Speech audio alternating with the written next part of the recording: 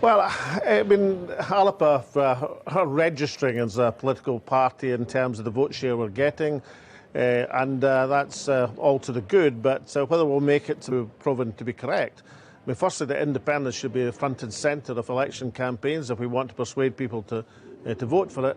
And secondly, it looks like, although it's not certain just now, that the SNP will be poised on an overall majority, but there won't be the backing in terms of the enthusiasm for getting on with the independence referendum. And crucially, it seems that perhaps 1 million, perhaps even more than 1 million SNP votes on the regional list are going to elect perhaps one, perhaps two MSPs in that section of the ballot paper across Scotland. What a waste.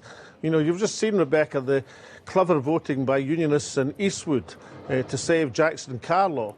If the independence forces had, if we'd been able to mobilise in the same way in the list, we could have had the large majority for independence in the Scots Parliament, which would have strengthened Scotland's hands. So it may well be that many of the arguments that Alapa have been putting forward have been proven to be correct, even if this election was perhaps too early to make the breakthrough we were looking for. Yeah, you don't sound all that confident, I have to say, Mr. Salmond, or very optimistic. And that is the kind of message you were trying to get out during your campaign, wasn't it? Trying to encourage people potentially to vote more tactically on the list. I mean, where do you think it's gone wrong for you?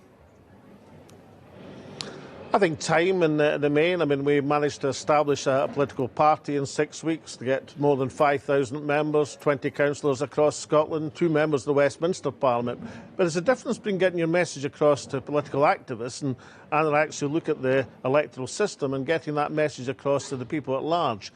And obviously on the second of these, we didn't manage it.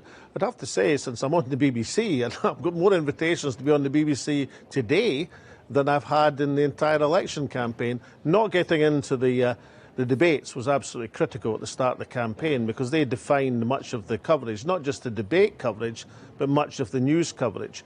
And in an election where COVID restricted what you could do on the ground, understandably and naturally, then the television debates and coverage tended to dominate aspects of the campaign. It would have been a great message to get across to the people if I'd been on the debates in order to explain what seems to be about to happen, that 1 million SNP votes on the regional list are going to be largely wasted and going to allow Unionists, Labour and Tory to get in by the back door.